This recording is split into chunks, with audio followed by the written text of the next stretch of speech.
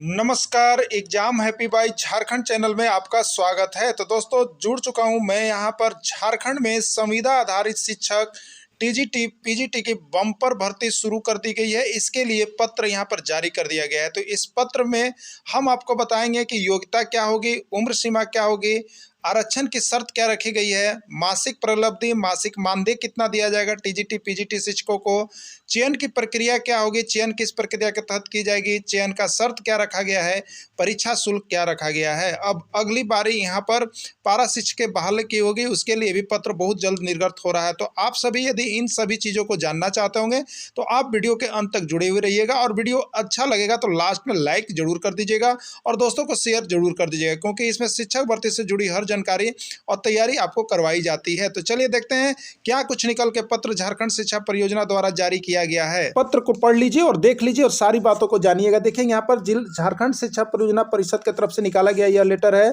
जयंत कुमार मिश्र प्रशासनिक पदाधिकारी की तरफ से 10/1/2023 को निकला है, और यहाँ पर देखिए पत्रांक दिनांक सारी चीज दिए गए हैं।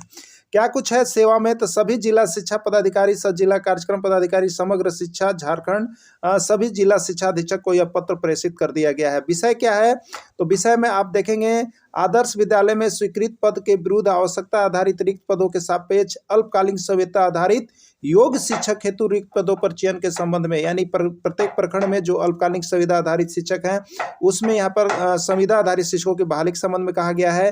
क्या कुछ निकल के आ रहा है, तो उपरोक्त विषय के संबंध में अंकित करना है कि स्कूली शिक्षा एवं साक्षरता विभाग झारखंड सरकार के संकल्प संख्या 697 दिनांक 15/3/2022 के अनुरूप उपायुक्त जिला स्तरीय चयन समिति के आदर्शानुसार आदर्श विद्यालय योजना अंतर्गत जिले के उत्कृष्ट विद्यालयों एवं प्रखंड स्तरीय आदर्श विद्यालय जिन्हें राज्य सरकार की महत्वाकांक्षी आदर्श विद्यालय योजना के अंतर्गत गुणवत्ता शिक्षा के केंद्र के रूप में विकसित किया जा रहा है, में अल्पकालीन संविदा आधारित स्नातकोत्तर प्रशिक्षित एवं स्नातक प्रशिक्षित शिक्षकों का चयन जिला शिक्षा पदाधिकारी द्वारा समीक्षा बैठक के अनुरूप किया जाना है। तो यहाँ पर आपको रिक्त पद निकाले जाएंगे और रिक्त पद के आधार पर जो है आपको यहाँ पर फॉर्म भरने हैं। तो आपको पीजीटी और यहाँ पर जो है टीजीटी की फॉर्म निकली हुई है, तो आप सही भर सकते हैं। अब इसमें हम देखेंगे कि फॉर्मेट क्या कुछ आ रहा है, तो आप वीडियो के अंत तक जुड़े रहिएगा। सारी चीज़ों को हम यहाँ पर दिखा देंगे, योग्यता क्या है, उम्र सीमा क्या है, चयन प्रक्रिया क्या है।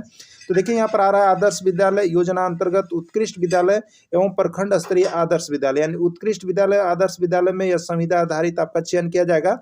अब देखिएगा यहाँ पर स्कूली शिक्षा साक्षरता विभाग के संकल्प संख्या इतने पर अनुसार करना है, इस शर्तों के अधीन किया जाना है, यानी आरक्षण वाइज आपकी बहाली होगी।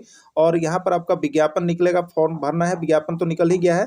यहाँ पर देखिएगा सारा सब्जेक्ट का दिया हुआ है कि पीजीटी के लिए कौन कौन सब्जेक्ट है, देखिए यहाँ पर सारा दिया हुआ है, और टीजीटी के लिए कौन कौन से सब्जेक्ट होंगे, ये सारा चीज़ें यहाँ पर दिया हुआ है। चलिए अब इसकी योग्यता देख लेते हैं हम, ठीक है।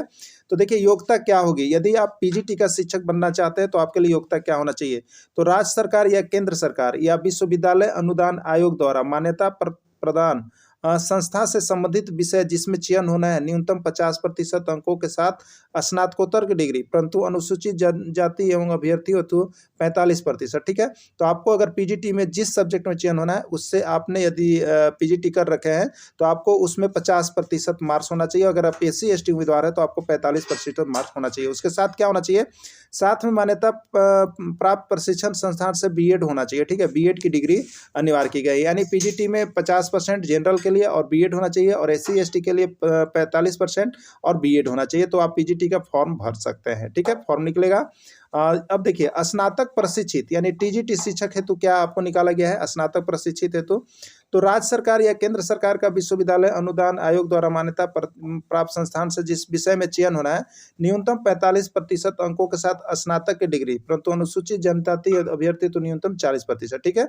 यानी अगर आप स्नातक प्रशिक्षित शिक्षक बनना चाहते हैं तो आपको जो है स्नातक में जिस सब्जेक्ट से आप करना चाहते हैं वो कम से कम 45% मार्क्स होना चाहिए, और अगर SC ST है तो 40% होना चाहिए, और साथ में आपको बीएड की डिग्री अनिवार्य रखी गई है, ठीक है। चलिए अब उम्र सीमा की बात कर लेते हैं।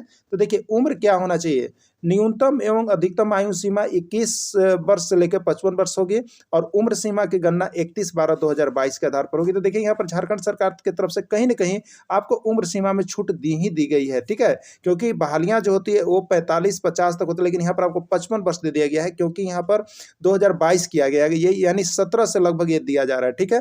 तो आपको 2022 से है 55 साल यहाँ पर उम्र कर दिया गया है। ये उम्र सीमा में आपको झारखंड सरकार की तरफ से छूट दी गई है अभ्यर्थियों के लिए, क्योंकि बहुत दिनों के बाद यह बहाली निकल रही है, ठीक है।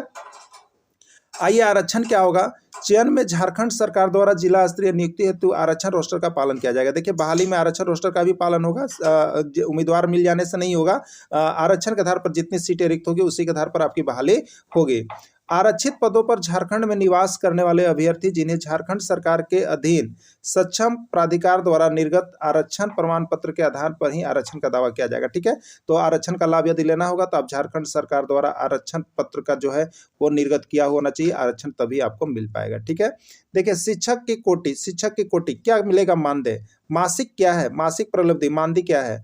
स्नातकोत्तर प्रशिक्षित शिक्षक में यदि आपका चयन होता है किसी भी विषय में तो पीजीटी में तो 27,500 मिलेंगे, और स्नातक प्रशिक्षित में होता है टीजीटी में तो 26,250, यानी स्नातकोत्तर पीजीटी के लिए 27,500 आपको मिलेगा और स्नातक प्रशिक्षित के लिए 26,250 मिलेगा। ये आपकी मानदेय होगी। ठीक है, संविदा शिक्षकों के निर्धारित कर्तव्य एवं दायित्व क्या होगा आपका कर्तव्य। बहाली होने के बाद जो आपका कर्तव्य क्या है, नियमित कक्षा का संचालन, बच्चों के द्वारा किए गए कार्यों की जांच, निरीक्षण कार्य यानी मूल्यांकन कार्य करना है, विद्यालय में विभिन्न पाठ्यक्रम सब पाठ्यक्रम गतिविधियों की तैयारी संचालन में छात्रों सहकर्मियों की सहायता, प्राचार्य द्वारा सौंपे गए सभी कार्य यानी प्राचार्य द्वारा जो भी काम दिए जाएंगे वो आपको यहाँ पर करना होगा, ये आपको बाउंड किया गया है। ठीक है, आइए चयन की प्रक्रिया, चयन कैसे होगा इसको हम लोग जान लेते हैं। ठीक है, उपायुक्त की अध्यक्षता में गठित चयन समिति द्वारा साक्षात्कार एवं व्यवहारिक कक्षा अवलोकन के आधार पर चयन समिति द्वारा निर्धारित दिशा अनुरूप सूची के अनुसार किया जाएगा। चयन हेतु समिति का निर्णय अंतिम होगा। चयन की प्रक्रिया बिना कारण बताए चयन समिति द्वारा किसी भी समय स्थगित या निरस्त किया जा सकता है। ठीक है, चयन हेतु निर्धारित शर्त क्या होगा, चयन हेतु शर्त क्या रखा गया है, तो चयन हेतु संविदा के आधार पर चयनित शिक्षक स्कूल साक्षरता विभाग झारखंड सरकार के संकल्प संख्या इतना के आधार पर शर्तों के यह चयन जिले के उत्कृष्ट एवं आदर्श विद्यालय में स्वीकृत पद के विरुद्ध किया जाएगा और योगदान के पहले अल्पकालीन संविदा के आधार पर की जाएगी। शैक्षणिक सत्र समाप्ति के पश्चात चयन समिति द्वारा अल्पकालीन संविदा के आधार पर चयनित कार्य कर रहे शिक्षकों के चयन समिति द्वारा कार्रवाई प्रारंभ होने के पूर्व कर ली जाएगी। ठीक है, यानी अगर आगे भी आपका सरकार रखना चाहती होगी तो फिर आपको संविदा को बढ़ाया जाएगा।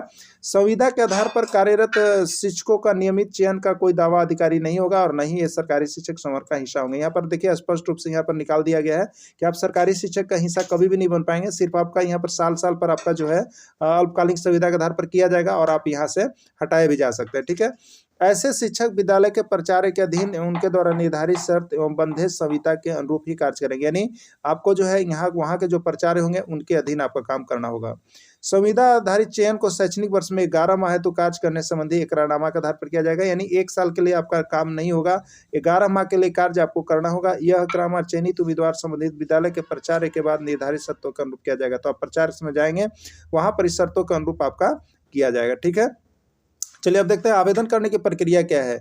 योग्य अभ्यर्थी द्वारा विहित प्रपत्र परिशिष्ट ख के रूप में संलग्न जो आपको दिखाए थे हम अभी संबंधित जिले के जिला शिक्षा पदाधिकारी के कार्यालय में आवेदन निबंधित डाक द्वारा दिनांक के अपराह्न 5 बजे स्वीकार किए जाएंगे। साधारण डाक से भेजे गए आवेदन स्वीकार नहीं किए जाएंगे। निर्धारित समय सीमा के पश्चात आवेदन स्वीकार नहीं किया जाएगा।